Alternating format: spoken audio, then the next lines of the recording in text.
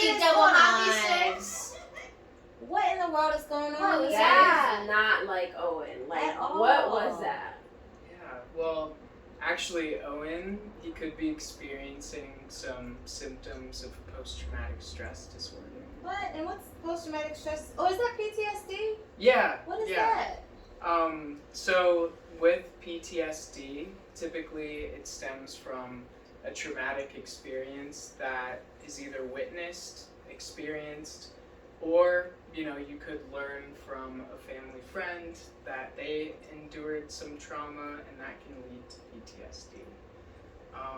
Typically, people who have PTSD may react to external stimuli. So, for example, combat veterans may have difficulty with loud noises. So if they're in a public space and they hear a loud clap or a snap, they may react to it in a way that may be a little bit more extreme to the normal reaction. That was definitely extreme. Yeah. And what he was experiencing, although it's not a diagnostic criteria, with PTSD, individuals may experience depersonalization and derealization. So this can be seen in night terrors. A lot of people who've endured something traumatic have night terrors or nightmares, persistent or intrusive thoughts about the traumatic event that can lead them to depersonalize and disassociate from reality. So from what we saw with Owen, he started choking his significant other due to perceived, trauma or events that happened in that night terror, and then it exhibited a reactionary behavior based off of that. Yeah, that's insane.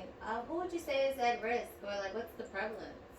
So typically 3.5% of Americans experience PTSD symptoms each year, but you can definitely expect for those numbers to rise, especially due to medical trauma experienced. Oh my god, I didn't even think of that.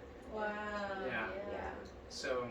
Yeah, everybody's life was changed because of COVID. I can see that. Yeah. So is that something that you treat at your clinic? Yeah. So I work at Rogers Behavioral Health, and although I work in the anxiety and OCD program, PTSD is an anxiety disorder. So within the trauma program that we have, we conduct cognitive behavioral therapy that addresses avoidance to external stimuli that may be related to the trauma.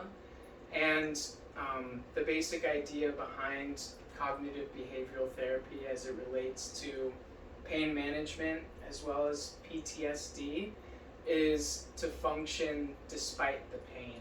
And we educate clients on how to restructure their cognition. So the two major aspects of treatment are cognitive restructuring and the reduction of avoidance in stimuli that's related to the trauma. Wow. How do you diagnose someone with PTSD? So typically they will have to have had experienced a traumatic event related to near death, serious injury, or sexual violence.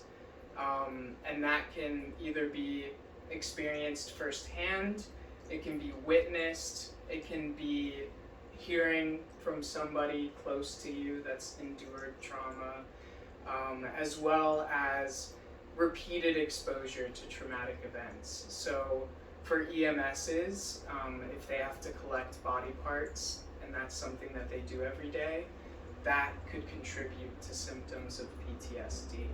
Wow. And typically these the avoidance of that traumatic stimuli gets to the point of impairment. So if you were in a major car accident and you're avoiding getting in your car, that could impair you in the things that you need to do, getting to work.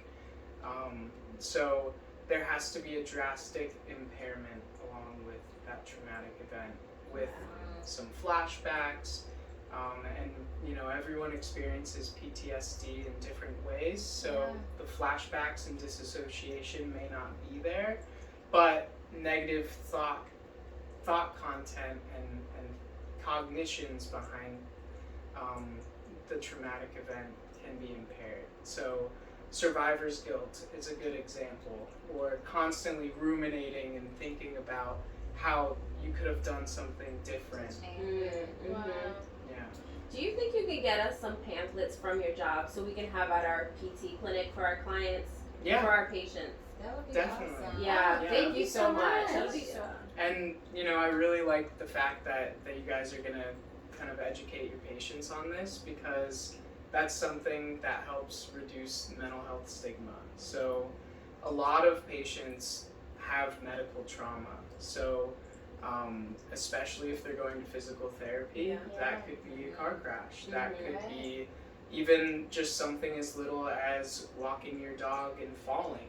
You may avoid Walking your dog. doing the things that you need to do. So, you know, while you all work on the physical ailments, definitely send your patients our way so we can make sure they have the confidence to manage both pain management and symptoms of their mental health.